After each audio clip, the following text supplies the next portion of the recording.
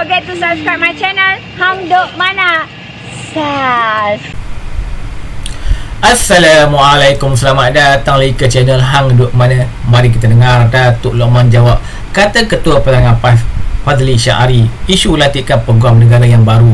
PH perlukan bakul sampah lebih besar. Saya baca dia sikit. Ketua Perangan PAS Fadli Syahari secara sinih menyifatkan kerajaan PH memerlukan bakul sampah besar-besar bagi digunakan untuk membuang manifesto PH yang pasti dicetak dengan jumlah yang banyak. Okey, mereka dengan jawapan daripada Datuk Lokman Adam, dia akan jawab komen macam biasa. Ketua Perangan PAS iaitu Ahmad Fadli Syahari, kan?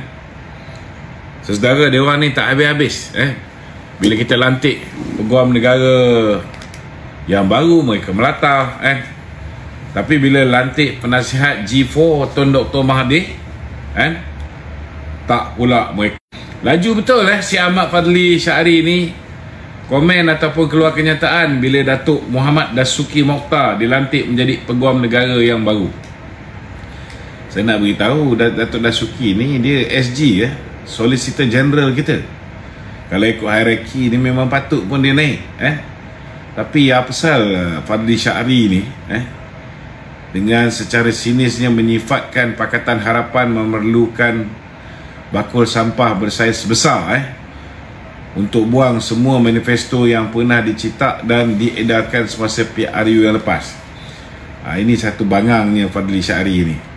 Untuk makluman Fadli, tak ada satu parti politik pun yang manifesto dia boleh dipakai, kerana semua manifesto, baik manifesto PAS, PN, BN, PH, semuanya telah ditolak oleh rakyat.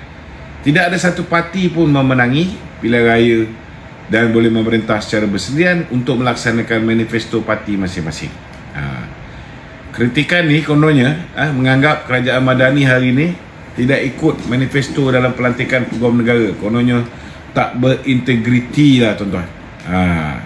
Dia lupa masa SG4 punya penasihat jadi Perdana Menteri, dia lagilah tak ikut. Sampaikan Ketua Pesuruhjaya SPRM pun dia lantik Latifah Koya yang merupakan ahli Majlis Pimpinan Tertinggi Keadilan, dilantik menjadi Ketua Pesuruhjaya SPRM. Tak ada pula kita dengar Fadli Syahari membebel pada ketika itu. Fadli ni juga tuan-tuan mengaitkan Datuk Ahmad Dasuki Mokhtar sebagai individu yang bertanggungjawab, memberikan 11 alasan kenapa yang amat berhormat Datuk Seri Zahid perlu diberikan DNAA. Ketika itu Datuk Muhammad Dasuki Mokhtar adalah Ketua Bahagian Pembicaraan dan Rayuan di Jabatan Peguam Negara. Fadli mungkin lupa ketika Peguam Negara yang lama, bukannya Tan Sri Tariruddin, Tan Sri Idrus Harun, ketika dia memberikan DNAA ni tuan-tuan, yang menjadi salah satu punca dapat DNAA ni bila kantoi tuan-tuan, surat daripada DPP Akram Garib bagi memo dalaman kepada Tan Sri Tommy Thomas mengatakan bahawa semua IO yang terlibat dalam penyiasatan kes tersebut, begitu juga dengan DPP, beranggapan bahawa tidak ada kes ke atas kes Datuk Seri Zahid. Tak ada kes dan dokumen ini telah bocor. Itu yang punca utama Datuk Seri Zahid Hamidi memperolehi DNAA tuan-tuan. Sebab memang terang lagi bersuluh bahawa apa yang Tommy Thomas tulis di dalam buku Justice in Wilderness mengatakan ada campur tangan pihak eksekutif Mahathir lah tuan-tuan, dalam mengarahkan beliau untuk mendakwa Datuk Zahid, Datuk Najib semua sekali, walaupun dah DPP dan IO kata tak ada kes, tak ada asas untuk dakwa, tapi diteruskan juga. Jadi bagi saya lah, tuduhan Ahmad Fadli ni dilihat sangat berat, boleh disebut sebagai fitnah.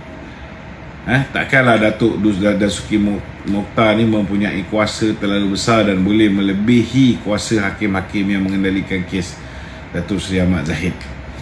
Jangan lupa, dia punya kes dia ada dua, 140, 147. Yang pertama tu bukan dilepaskan oleh Jabatan Peguam Negara yang tarik kes, tetapi dilepaskan oleh hakim-hakim oleh hakim di Mahkamah Tinggi Shah Alam. Lepas tu kita tanya juga kan, macam mana pula keputusan kes DNAA yang melibatkan Maulana Al-Kabir Syahidan Al-Qasimi. Adakah ada kaitan juga dengan bahagian pembicaraan dan rayuan di Jabatan Peguam Negara?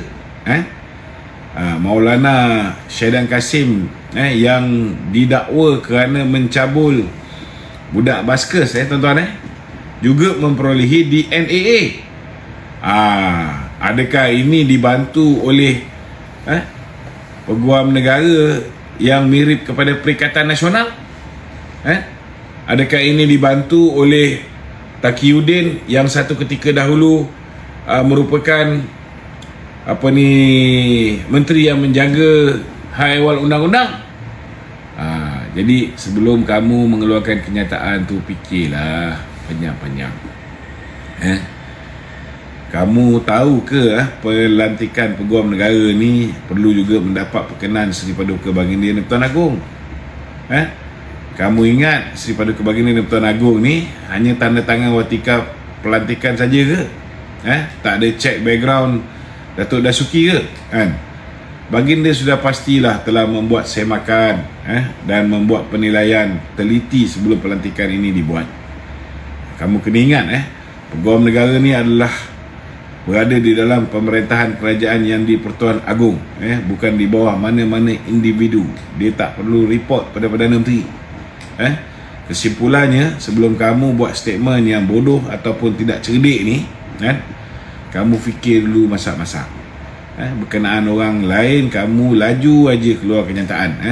Bila isu rasuah geng kamu melibatkan Sanusi, melibatkan Menteri Besar Perlis, melibatkan Menteri Besar Terengganu, kamu diam saja.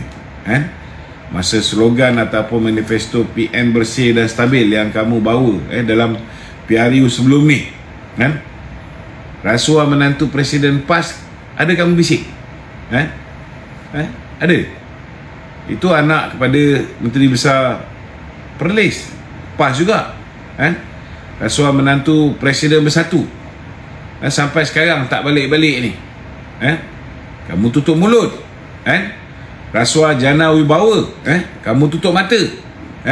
Ketirisan pentadbiran Kerajaan Kelantan, Terengganu, Kedah, semua kamu diam.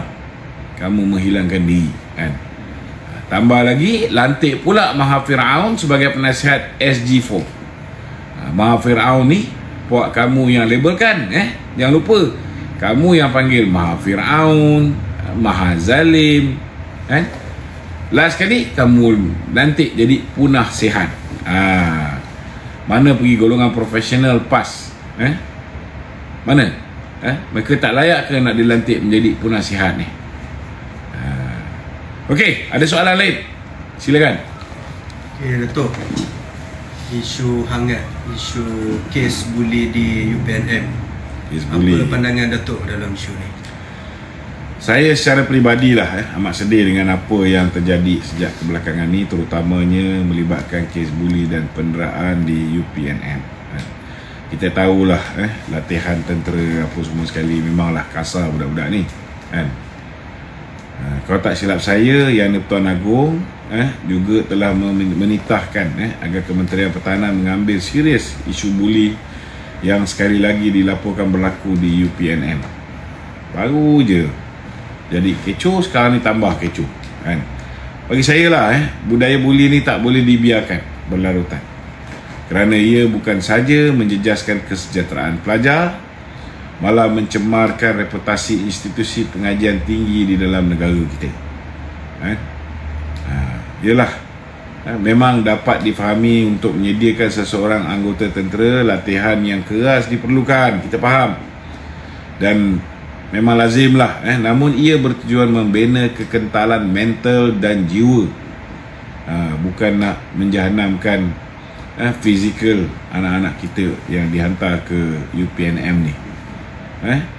Namun ini bukan bermakna sampai ke tahap buli ataupun menyeksa seseorang sehingga mendatangkan kecederaan, kecelakaan fizikal, dan ada juga sampai ke tahap meragut nyawa.